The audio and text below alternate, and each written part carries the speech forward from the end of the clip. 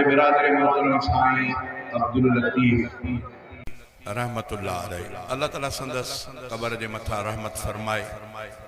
गोया उन्हनि जे याद में शुहदाए इस्लाम जे नाले सां अॼु को प्रोग्राम बिरादर मोहतरम भाऊ अबू बकर साहब उन जे हुक्म जी तामील कंदे अवां जे आॾो आहियां उन मरहूम जे लाइ बि अल्लाह ताला खां दुआ थो कयां अल्लाह ताला खेसि जन्नतुल फिरदौस में जगह ॾियणु फरमाए।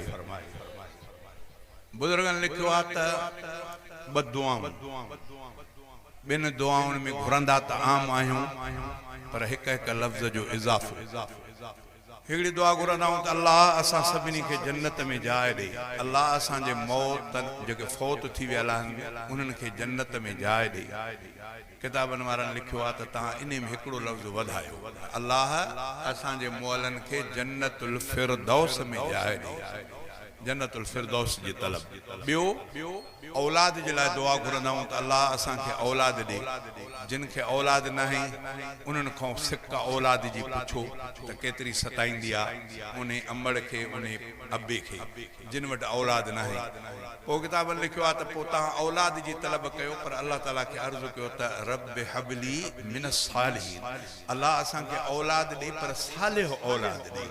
औलाद त औलाद आहे पर सालिह जो लफ़्ज़ सालिह लफ़्ज़ चवण सां उमेद आहे त फ़ाइदो थींदो। सिंधीअ में हिकिड़ो पहाको आहे त उहो सोन ई घोरियो जेको अदीअ जे कननि खे छिने या चीरे विझे।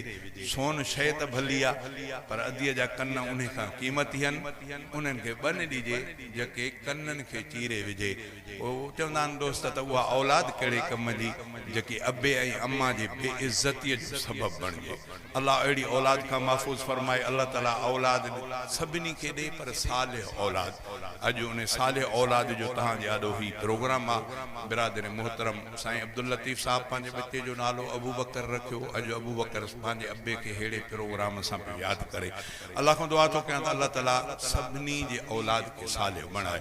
जिन खे औलाद आहे उन्हनि खे सालिह बणाए। जिन खे औलाद नाहे उन्हनि खे नेक ऐं सालिह औलाद जो तोहफ़ो नसीब फरमाए।